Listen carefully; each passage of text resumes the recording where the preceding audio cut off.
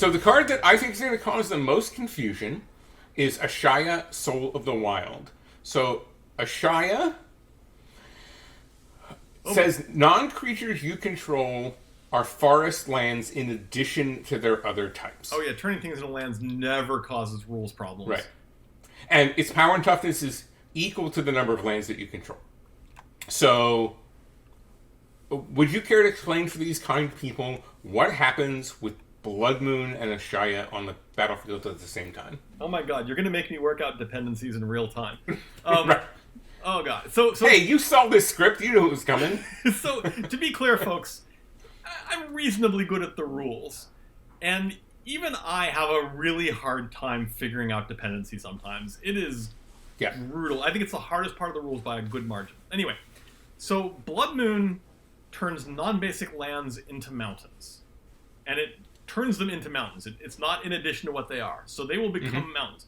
So Ashaya is...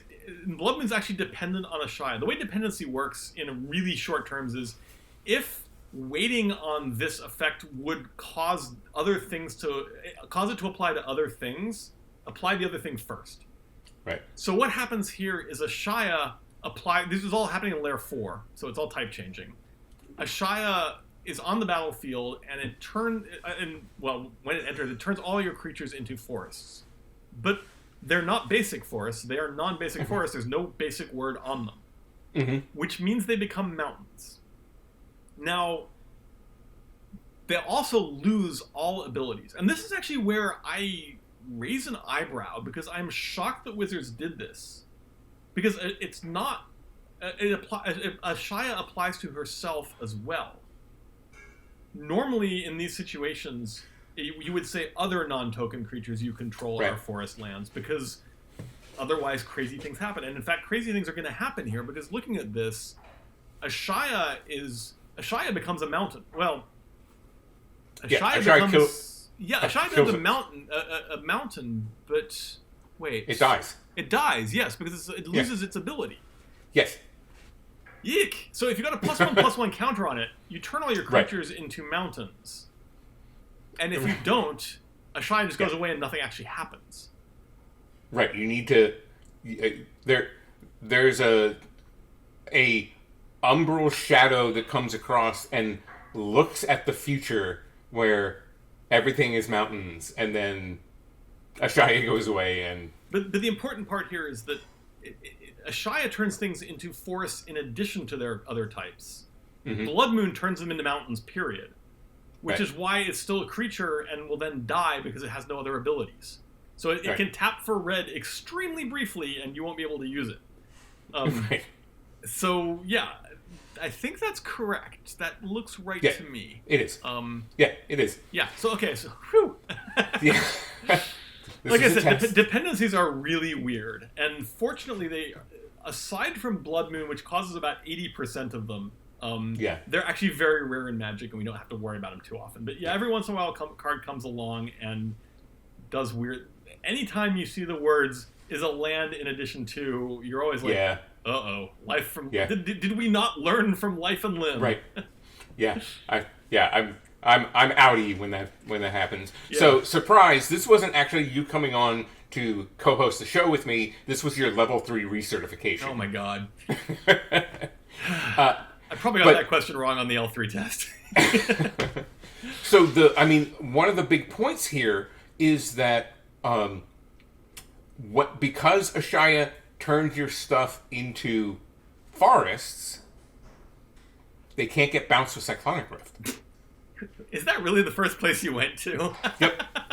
Well, I went to can't be affected by things that affect non-land things. Right. Yeah. So, any number of things, but yes, Cyclonic Rift is exactly where my brain went to. I think this card is going to cause a lot of headaches. Yeah. I mean, just in terms of, like, people are going to be like, okay, I'm going to kill it with this, and then we're like, you can't. It says non-land. And you're like... Right. Oh. Yeah. Right.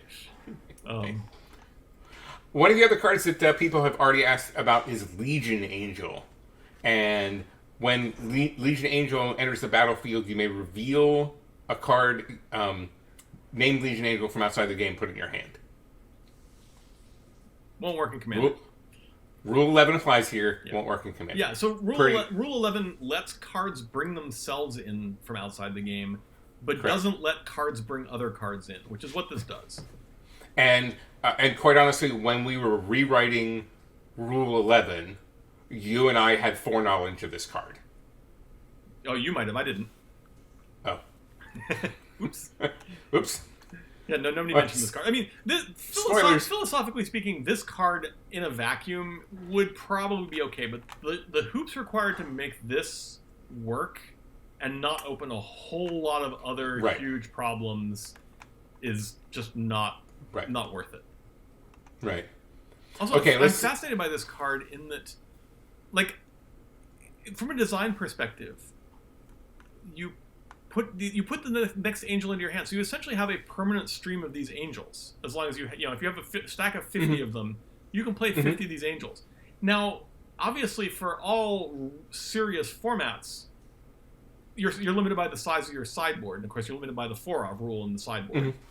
But in not tournament formats, it's a little strange that essentially they didn't cap this. It's not like you would normally expect to see a card you named Legion Angel and you put it onto the battlefield so it doesn't trigger again. So that's very unusual for it to just sort of permanently replace itself. It's a weird card. Yeah, well, and wouldn't you rather have them in your deck so that especially in a limited environment, in your deck so that you could draw them as opposed to waiting to draw the one and then grabbing the other from outside. This is good enough and limited that it's completely irrelevant that you can put some in your sideboard. Right. If you have 2 of them, you're playing both these in your main deck. What is it? 4/3 flyer for 4? Oh yeah. Yeah. Yes. If you open this if you decide to open Zendikar Rising for Boxing League, you're going to play that. Probably. Yeah. So let's move on to a couple of cards that we find interesting or fun. What's with Zareth San the Trickster? Is it me, or should this be a ninja? This card, yes. So there's 2 possibilities here, one that's likely and one that's not likely. The unlikely theory is that they're looking for ways to bring ninjutsu, which is a very popular mechanic, into worlds where they can bring it, they can actually use it more frequently. I think that's less likely.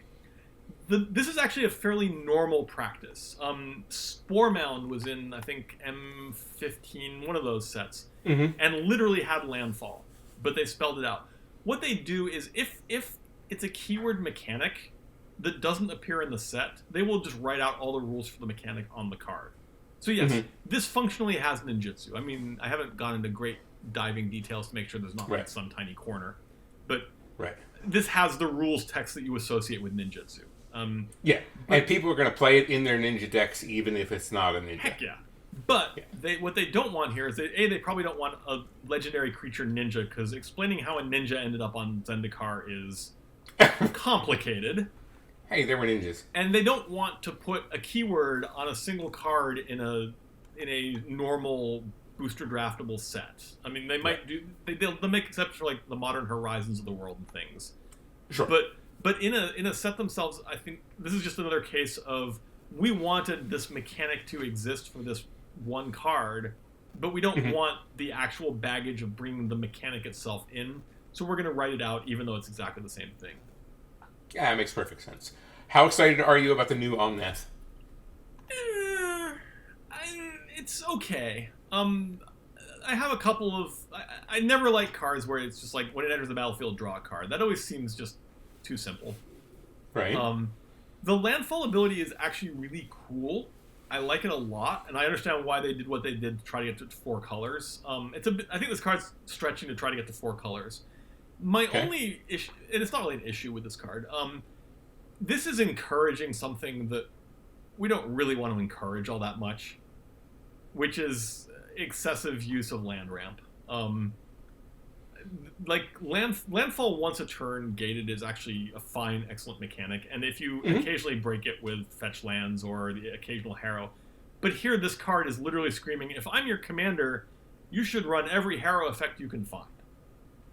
And that's an effect that's kind of already overplayed a bit. Yeah, I think I'm gonna disagree with you there. I think that we've learned how broken Omnaths with Landfall Unbound can be. Oh, so they're good, binding yeah. it, so binding it to just 3 a turn seems to make sense. For sure, yeah. From that perspective, you're absolutely right, and that's a nice little gate. But you clearly don't want. I mean, the 4 life for a landfall is whatever ability. Yeah. So this card whatever. is saying you need to pack a lot of mana ramp into your deck, and I think the card is fine from a design perspective. I don't like that message.